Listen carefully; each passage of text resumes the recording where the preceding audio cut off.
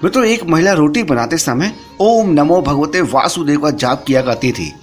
अलग से पूजा करने का समय नहीं निकाल पाती थी, तो बेचारी काम करते समय ही ओम नमो भगवते वासुदेव का जाप कर लेती थी।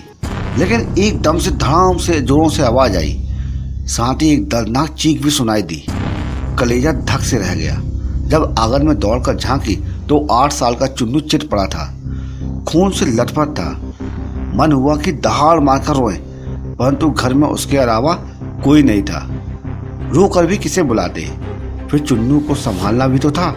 दौड़कर नीचे गई तो देखा कि चुन्नू आधी बेहोशी में माँ की रट लगाए हुए है।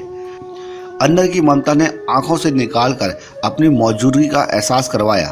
फिर 10 दिन पहले करवाए अपेंडिक्स के ऑपरेशन के बावजूद न जाने कहां से इतनी शक्ति आ गई कि चुन्नू को गोद में उठाकर पड़ोस के नर्सिंग होम की ओर दौड़ी। रास्ते भर भगवान को जी भर के कोसती रही, बड़बड़ाती रही, कन्हैया तेरा क्या बिगाड़ा था मैंने जो तूने मेरे साथ ऐसा किया। खैर डॉक्टर साहब मिल गए और समय पर इलाज होने पर चुन्नू बिल्कुल ठीक हो गया। उसके दिमाग में दिन की सारी घटना का चलचित्र की तरह चलने लगी। कैसे चुन्नू आंगन में गिरा, उसकी आत्मा कांप उठी, तो पुराने चपाल के पाइप के टुकड़े उसने अभी ही हटवाए थे, ठीक उसी जगह जाकर गिरा। अगर कल मिस्त्री नहीं आया होता तो पता नहीं क्या होता। उसका हाथ अब अपने पेट की तरफ गया, जहां उसके टांके अभी हरे थे। ऑपरेशन हुआ था।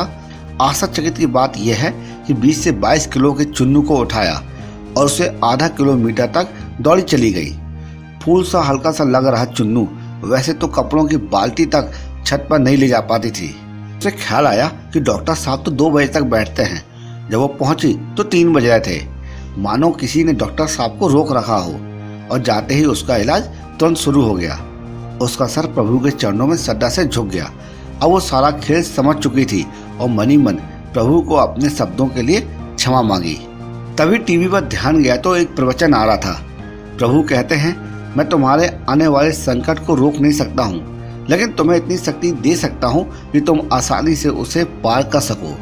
तुम्हारी राह आसान कर सकता हूँ, बस धर्म के मार्ग पर चलते रहो।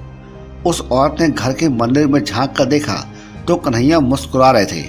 तो कहते हैं कि तेरी आंखों में क्या खूब नूर होता है, तेरी आंखों में क्या खूब नूर होता है, तेरी नजरों से कहाँ कोई दूर होता है।